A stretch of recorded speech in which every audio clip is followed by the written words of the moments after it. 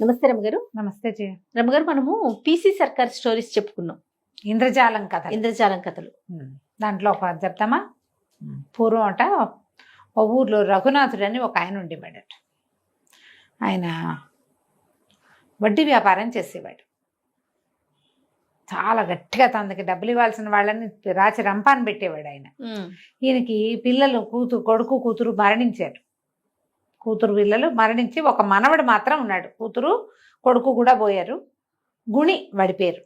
అయితే ఈయన చుట్టుపక్కల వాళ్ళందరికీ డబ్బులు అప్పులు ఇచ్చి వడ్డీ లాగి సమయానికి ఏదైనా కుదరకపోతే, వాళ్ళు ఇవ్వలేకపోతే వాళ్ళ ఆస్తులు జప్తు చేయించేంత గట్టివాడు.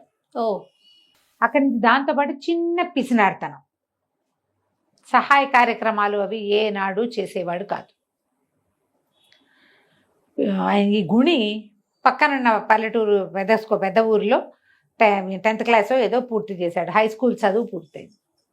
వాడికి ఈ వడ్డీలకి ఇవ్వటం అది నచ్చేది కాదు. వాళ్ళు వచ్చి వాకిళ్లలో నుంచి ఏడుపు మొహాలు పెట్టుకుని తీర్చలేకపోతే ఇంత డబ్బు ఎందుకు, ఏం చేసుకుంటాడు, ఎవరున్నారు, ఎవరు లేరు, ఆయన ఒకడు నేను ఒకడిని, ఆయన దాన్ని ఆయన పోతే నేను ఒక్కడనే కదా, నేను కూడా ఏదో పని చేసుకుంటా కదా, ఏదైనా వ్యాపారం చేస్తాను, ఈ వడ్డీ వ్యాపారం ఏమిటి అసహ్యంగా అలా ఉండేది.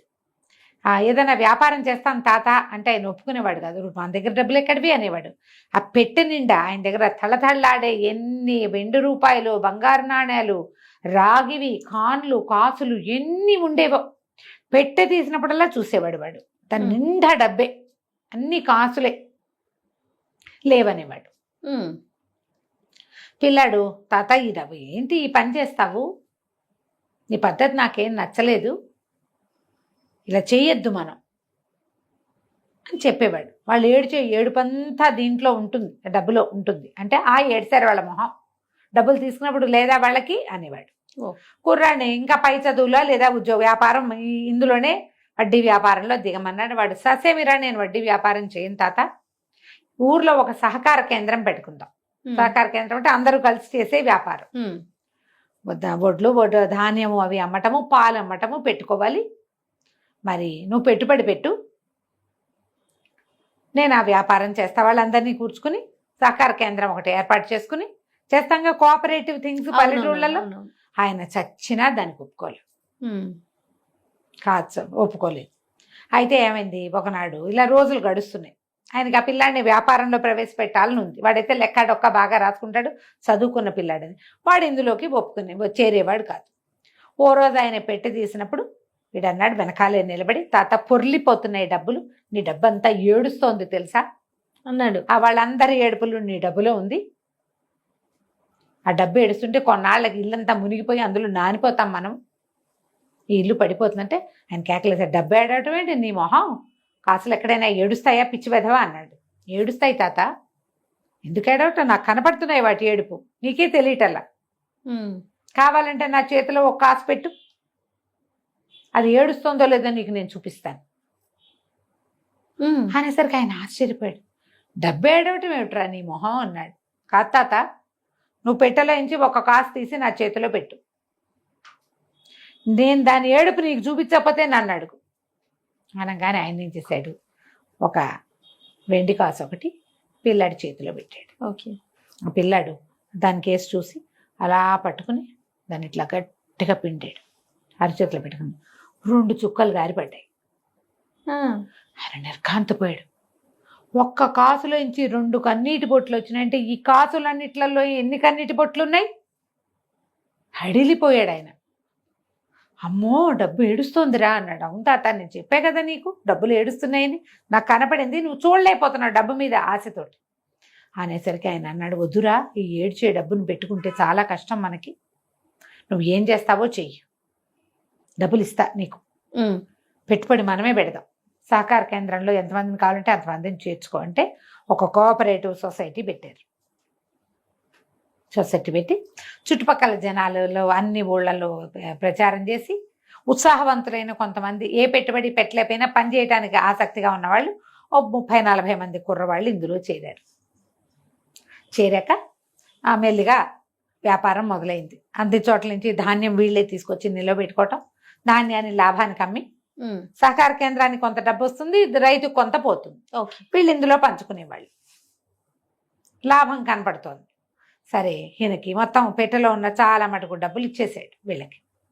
ఇచ్చేసిన తర్వాత ఒక రోజున అన్నాడు, ఏరా మరి మిగిలిన డబ్బంతా అంతా కేంద్రంలోనే పెట్టేద్దాం, నువ్వు ఇక వడ్డీ వ్యాపారం చేయటం మానేసి, ఈ వ్యాపారంలో కూడా డబ్బులు కనపడుతున్నాయి కదా, అవును, నీకు వడ్డీ వ్యాపారంలో వచ్చే డబ్బేమో ఏడుస్తోంది, ఇదిగో మా డబ్బులు చూడు, నువ్వు ఇందులో నుంచి కళ్ళనీళ్ళు వస్తాయేమో చూడు అని ఆ డబ్బులు ఎత్తి చేతిలో పోసాడు. ఆయనకి చాలా సంతోషంగా అనిపించింది. తన మనవడు తన ప్రజ్ఞతోటి ఈ డబ్బంతా చేశాడు. అది కూడా సంవత్సరం తిరిగేసరికి 25-30 మంది కుర్రాళ్ళకి జీతాలు ఇచ్చి వీళ్ళందరూ తిని, రైతులందరూ అబ్బాయి ఎంత హాయిగా ఉంది గుణి పని మొదలు పెట్టాక అని వాళ్ళంతా సంతోషిస్తూ, ప్రతి వాళ్ళు బా కుర్రాడు తెలివి, వీడు ఎంత మంచివాడు, ఎంత తెలివైన వాడు అని మెచ్చుకుంటూ, ఇంత డబ్బు ఏరా ఇందులో నుంచి నీకు కన్నీళ్ళు వస్తున్నాయేమో చూస్తావరా అన్నాడు. లాస్ట్ టైం చేసినట్టు అట్లాగే దానికేసి చూసి నొక్కాడు, ఏమీ రాల. చూసావా తాత, ఇది కష్టార్జితం, వేరే వాళ్ళ ఏడుపులు లేవు ఇందులో అనేసరికి ఆయన చాలా సంతోషించి సగం డబ్బు ఇచ్చాడు కదా, మిగిలిన డబ్బంతా సహకార కేంద్రంలో పెట్టించేసాడు. అప్పుడు ఈ కుర్రాడు చెప్పాడు, ఈ డబ్బు ఏడుస్తోంది, నీ వడ్డీ డబ్బులేమో ఏడుస్తాయి, నువ్వు వాళ్ళ దగ్గర లాగేసినవి, కష్టించి సంపాదించిందేమో ఏడవుతుంది, కాబట్టి వడ్డీ వ్యాపారం మానే తాత, ఎవరి నోట్లు వాళ్ళకి ఇచ్చేద్దాం, వాళ్ళు ఎప్పుడు ఇస్తే డబ్బులు అప్పుడు తీసుకుందాం, ఓకే, వాళ్ళ ఆస్తులు జప్తు చేయదంటే సరే ఒప్పుకుని మేలుగా అందరితోటి మాట్లాడుకుని కాస్త 5-10 వడ్డీ తగ్గించేసుకుని, వడ్డీ వద్దు అసలు ఇవ్వండి చాలని అందరి కాగితాలు పంచేశాడు వాడు. బంగారం పెట్టిన వాళ్ళు ఉంటారు, కుదవ పెట్టారు, స్థలాలు, పొలాలు, ఇళ్ళు, బంగారం తెచ్చి పెట్టడం, వెండి సామాన్లు, ఇత్తడి సామాన్లు కుదవ పెట్టిన వాళ్ళు అందరివి మీరు అసలు ఇవ్వండి, వడ్డీ ఇవ్వక్కర్లేదు, మొత్తం అసలు మాకు ఇచ్చేసేయండి అని. అసలంటే మండబ్బే, అంతేగా. సరే ఆ తర్వాత ఎప్పుడైనా ఆయన ఏరా నా పెట్టెలో డబ్బులు ఏమైనా ఏడుస్తున్నాయేమో చూడు అంటే ఇట్లా నొక్కి ఏమి ఏడవట్లేదు తాత అనేవాడు. అయితే ఒక స్నేహితుడు ఒకడు తర్వాత ఎప్పుడు ఈయన ఏమిట్రా మీ తాత డబ్బులు ఏడుస్తున్నాయా అంటాడు. ఏం చేసావురా అన్నాడు. ఏమీ లేదు, అంత వెండి కాసు ఇచ్చాడు, ఆయన ఎలాగో ఆకాశే ఇస్తాడని నాకు తెలుసు, ఆ సైజు పత్తిని తడిపి చెవి వెనకాల పెట్టుకున్నా, మా తాత చూడకుండా పత్తి చేతిలో పెట్టుకుని దాని మీద కాయను పెట్టి నొక్కేసరికి తడిసిన పత్తి పిండితే నీళ్లు రావు, వస్తుందిగా, అవి వచ్చినవే కన్నీళ్ళు అనుకున్నాడు తాత. బాగుంది. ఇదేంటంటే మ్యాజిక్ లో ఇలాంటి ట్రిక్స్ ఉంటాయి, చిన్నవి. అవును, చాలా చిన్న ట్రిక్. వాడు ఏం చేశాడో మనకు తెలియదు, వాడిదల్లా హస్తలాగమం ఈ వెనక నుంచి తీసి ఇందులో పెట్టేటప్పుడు నీ కంటికి తెలియనంత వేగంగా చేతులు కదులుతాయి, స్పీడ్ గా చేసేస్తారు. పైగా సులువుగా తీసుకునే విధంలో పెట్టుకుంటారు. ఇక్కడి నుంచి తీయాలనుకో ఇలా తీయాలి, ఇక్కడి నుంచి తీయడానికి ఏముంది చెవిలంటే వచ్చేస్తుంది. నేను అది చేశానని చెప్పాడు. ఆ ఒక్క ట్రిక్ తోటి తాతతో వడ్డీ వ్యాపారం అనిపించేసి ఈ సహకార సంఘానికి మొత్తం డబ్బులు పెట్టించాడు. తెలివితేటలు. ఎవరైనా తెలివి వాడచ్చు, తెలివిని వాడండి. కథ కంచికి మనం ఇంటికి. రైట్ రమ్మ గారు, నమస్తే. నమస్తే జయ.